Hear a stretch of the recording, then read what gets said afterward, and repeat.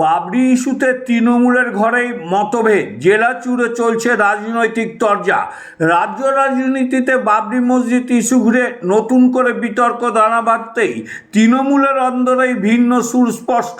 সাংবাদিক বৈঠকে উপস্থিত থেকেও গ্রন্থাগার মন্ত্রী সিদ্দিকুল্লাহ চৌধুরী এ বিষয়ে সম্পূর্ণ নীরব থাকেন। অন্যদিকে কেউ প্রকাশ্যে মসজিদ নির্মাণের পক্ষে মত জানাচ্ছেন। একই সময়ে মুর্শিদাবাদের সাংসদ আবু তাহের খানের ভাগ্নে এক সভা থেকে দাবি করেন হুমায়ুন কবির ঘোষিত 100 আসনের শর্ত বাস্তবসম্মত নয়।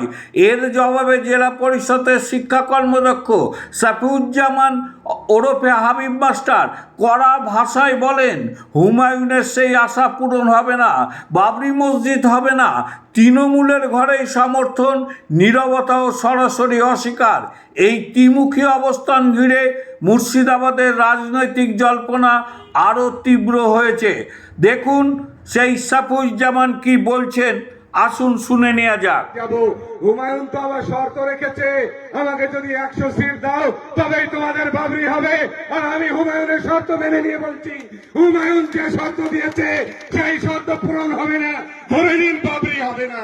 চ্যালেঞ্জ থাকলো আমার কেদারচাঁদপুর 1 নম্বর হাজরাপাড়া এই সম্মেলনে দাঁড়িয়ে বলছি, হুমায়ুন যে শর্ত দিয়েছে 100 সিটের বিনিময়ে বাবরি হবে না, বাবরি হবে না, বাবরি হবে না, বাবরি বাবরি হবে না, বাবরি হবে না, বাবরি হবে না, বাবরি।